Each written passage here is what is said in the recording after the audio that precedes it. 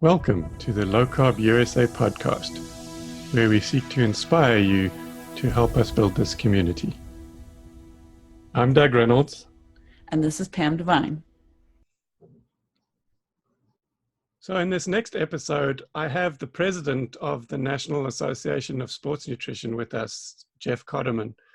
And he has a pretty amazing story of his conversion to low carb.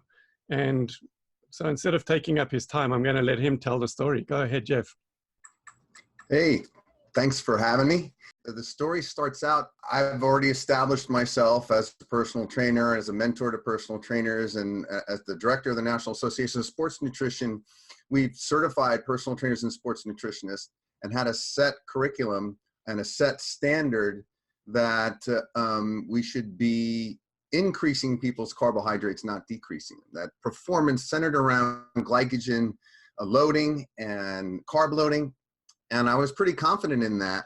And I was meticulously teaching people how to count calories, how to increase metabolism through meal frequency, and through gradually introducing more carbohydrates. So the percentage of macronutrients would go up over time. And that's what I'd been doing since 1990. So, for 25 years or so, we've been confident that we've been doing the right thing. And it's been difficult for people, but that validated my job as a sports nutritionist and a personal trainer. And I go to church with a doctor who's also been a client, who also worked out with me and went on a high carb, low fat diet with me and really struggled, but was diligent. And we lost about 15 pounds maybe of body fat with Dr. Brian Lenzkes. And it got to the point where it was not sustainable. It was hard. And I hadn't heard from him on a professional basis for about literally 4 years. And Friday afternoon is kind of my time to unwind, kind of just not think about work. And I get a call from Dr. Brian Lenzkes, and I'm just about to sit down on my couch and not think about anything. And he talks to me with this sense of urgency and this excitement. And I immediately think that he's going to put me in his downline for some network marketing thing. And I'm waiting to hear this product pitch. And it never comes. Just this level of sincerity and this level of, that comes with a physician, this level of academic presentation. It was almost like he was reading a paper to me and telling me about his own personal research and just telling me, listen, you have to look at the data. There's this low carb thing going on, and there's this intermittent fasting thing going on. And my immediate knee-jerk reaction was, well, meal frequency drives metabolism. We need to eat more, not less. We need to eat more frequently, not less. And we need to eat more fruits and vegetables and whole grains. And my athletes are just, they're consuming yams and rice every day. What are you talking about? He was very patient with me. He stayed on the phone with me for about 2.5 hours. Talking. He's the sports physician for our church high school. So he's on the field while the football team is warming up, still talking to me. And by the end of it, he had successfully convinced me that I need to research further this idea that low carbohydrate is going to cause athletes carb depletion, that's a myth. And I firmly believe, hey, you lower your carbs, you're going to lower your glycogen stores, you're going to lower performance. So we started to get into the academics of it. And then we started to talk about, well, what about cholesterol? Athletes are not immune to heart disease. And what about this high fat thing? And he said, no, just look at the data and look at the research. And I hung up the phone thinking that, well, he's not selling me a network marketing thing. He's sincerely conveying some things that he learned. And so I started to research it. And I think I had that same kind of bug that Doug, you talked about in the first podcast. And so just like delving into the Krebs cycle in your undergrad course, just trying to figure out metabolism, I really wanted to get into the biochemistry of it, and I really wanted to get into the performance part of it. I had already read and was confident that it was appropriate to do a ketogenic diet for epileptics, for other neurological disorders, even MS and cancers. It was appropriate as a medical nutritional therapy. But for sports performance, I thought, no, it's just not appropriate. But then I started to see other research out there, not just aerobic athletes, not just triathletes and ultra marathon runners, but also strength athletes and bodybuilders, power athletes. And it was intriguing to me. And then some other nutritionists that I had certified had come in and said, hey, we're going to start to do high fat, low carbohydrate. And I thought, initially, before I talked to Dr. Lenzkes, I said, no, you're going to put your clients at risk. It's a bad move. But then after doing the research, saying that high fat, low carb produce less of a mortality rate, less of a heart disease risk, long-term, not just short-term, long-term, than high carb, low fat. So I started putting clients on it. And one of my hard bodybuilders who was a hard gainer. So this guy is naturally skinny, who I thought needs carbohydrate. He was having trouble. And so out of desperation, I just switched things up, put him on a ketogenic diet. In 2 weeks, he actually put on muscle, put on documented, not just millimeters of muscle, but he put on inches. And I used it in my talk with Dr. Bryan. And then Dr. Bryan said, I learned all about this from the LowCarbUSA seminar. And he introduced me at the seminar to you, Doug. And then I went last year and was just surprised at the amount of people, the amount of experts, the amount of academic research and smart people that were there, and people that were also energetic about this.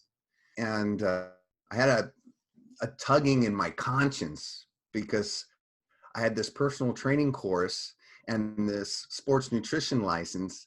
And I had this community, this little microcosm of fitness professionals and coaches that had it ingrained.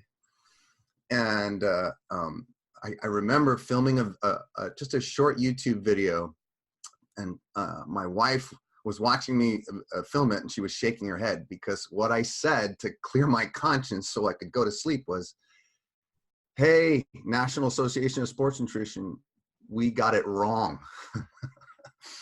And after 20 years of telling people to add carbohydrates to their diet, to try to adapt your body to carbohydrate, we told them that no, we're actually inducing insulin resistance, even if you don't have a propensity for it. If we just inundate you with oatmeal and carbohydrate and sweet potatoes, it's going to be to your detriment in the long run. And there was pushback, tremendous pushback from a certain older portion of my membership. We have people refusing to renew their license because they are Gatorade advocates. They are high carb advocates. But we have this whole new group of people that sincerely are open to the latest research. They're willing to change. They're not just done with learning after their schooling ends. They want to continually learn. And out of this, we've rewritten the personal training course and the sports nutrition license, and we've combined them together with the great help of Doug and another guy that Dr. Bryan and Doug introduced me to, and that was Dr. Bokyo. And he's this 70-something-year-old fit guy that he's a no-nonsense guy that just preaches a specific way of personal training that's totally integrated with a low-carb lifestyle. And if you just look at this guy's physique and you just talk to him for 15 minutes, he'll tell you his workout's only going to last 15 minutes, and in 15 minutes he'll convince you that most of the exercise programs out there are overkill and are in the wrong direction. So with his help, This guy is an exerciser that's been weight training for 45 years. He's got a great physique and he still does it. And he has 2 PhDs to back up what he's talking about with the personal training and the specific exercise. Now we've evolved into, and this has happened so fast, we've evolved into this new type of metabolic practitioner that along with some medical supervision, which we're getting more and more medical professionals involved in the low carb movement. Now we can facilitate the doctor's prescription. And now our market is open, not just to people that want to have a 6-pack abs and want to jump higher and lift heavier and be better at a specific sport. We have this broad spectrum of people within my own practice and within the practice of the people we're certifying. Now we have people that are coming because they want help with type 2 diabetes. They want help with heart disease. They want help with just lack of energy and being obese or approaching obesity.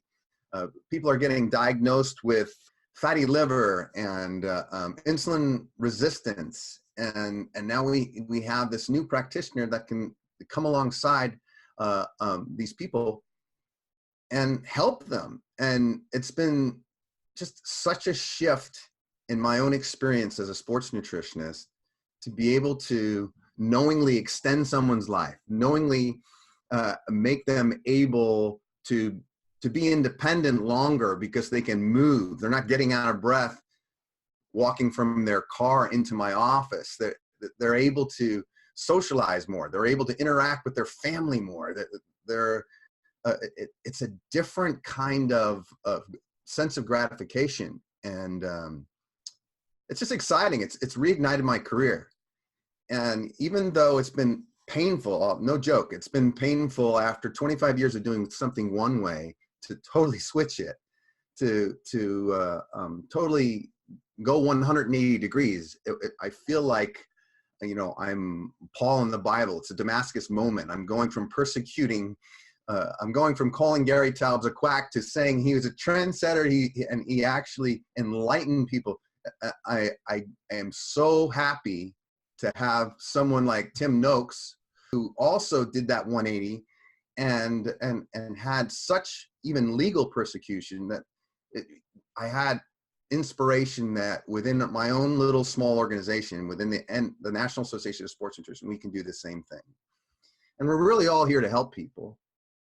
And to come to a conference like we just had last month and see multiple people who are new to the whole low carb lifestyle and who are embedded in it and actually helping other people, and to be part of that, it's just fulfilling. It's fulfilling. I feel like I have a purpose, and I feel like it's no longer this superficial thing of just improving athleticism and improving aesthetics. It's something more than that. And I'm happy to be involved.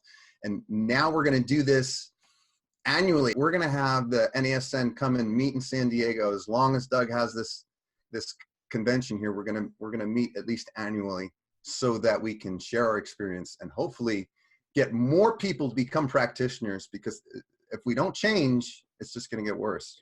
Just, you mentioned being in San Diego, but I didn't think you really talked about the fact that the reason you were there is, apart from a national meeting, but it was the final week, the live weekend of this whole new course that you've created. So maybe quickly tell people about that. Okay, so we had this traditional personal training course where you would sign up and get certified. We have a distance learning program and live events. And that's the old way we did things. And we did the same thing with the sports nutrition program. It was a course and you had at-home distance learning stuff to do, and then you would test out. And now, because the whole low carb and implementing either low carb menu or a ketogenic menu is such a part of what we're teaching and what they're trying to implement, what we've done is we've integrated that into a course where you do some home study stuff, but then you get to really experience the conference. And it's not just a seminar where you're in a room all weekend. You've got a whole conference, you've got vendors, you've got speakers for 4 days, and the course integrates the actual speakers who are bringing stuff that might not even be published yet. And as part of your certification, you're experiencing that through lectures. You're actually able to train and interact some of the participants. So we really have this dynamic experience where we're taking practitioners who are either new to it or who have been doing personal training or sports nutrition for a long time. And now we're putting them in an environment where they get to learn on the fly and implement immediately what they've learned. So they come to this conference with some textbook information and knowledge enough to pass a test. But the real cool thing is they get to practically apply it immediately amongst other professionals and fine tune it and develop it so they can take it back to their home and immediately make changes. And it's not just a labor of love where you help people, although that has to be, in my opinion, first and foremost. It's financially easier to do this because now we're marketing to 85% of the population rather than the 15% that just want to tweak things. They're already healthy, they're already insulin sensitive, but now we've got a whole, I would say, floodgate of people in need of our services that need to be educated, that we can help. And these courses also run throughout the year as well, like you said. So they run continuously, and as the need develops, we'll have more seminars.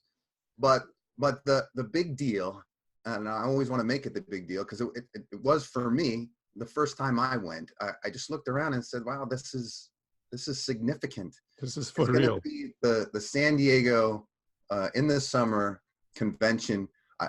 I want to be able to bring more and more NASN members and metabolic practitioners back to that.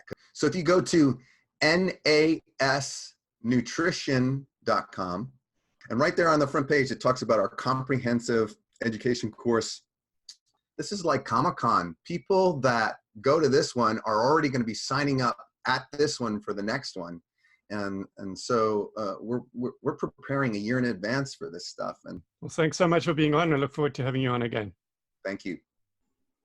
So you'll notice that we haven't had any commercials at all during this podcast, and we intend to keep it like that if we possibly can. But at the same time, the work that we're doing and the efforts that we're going to get the clinical guidelines done, there's just so much to do. And in order to really, for this to be sustainable, we need your help.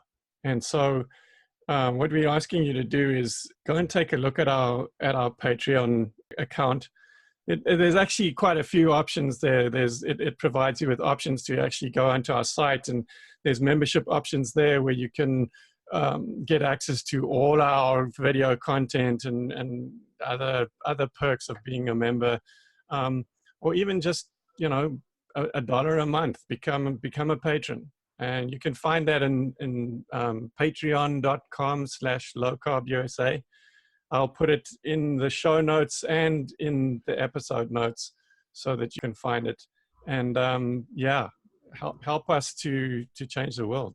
Yeah, so I think a lot of people take a look at the conference registrations, and I think they immediately assume that, you know, from a distance, that these might be money-making endeavors that we're doing with these conferences. And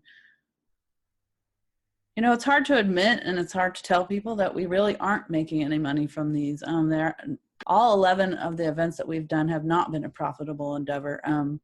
We've literally had to dip into our credit, basically. It wasn't anything. It wasn't like we actually had a pocket to dip into and put money into. We've had to take loans and get a lot of credit for these events. So any little bit that you can help, every ticket that's sold, every little bit of $1 a month in a Patreon account will help us to fund our endeavors and fund the programs so that we continue to do some of these other things that are free content project management that we're doing on the clinical guidelines will really go a long way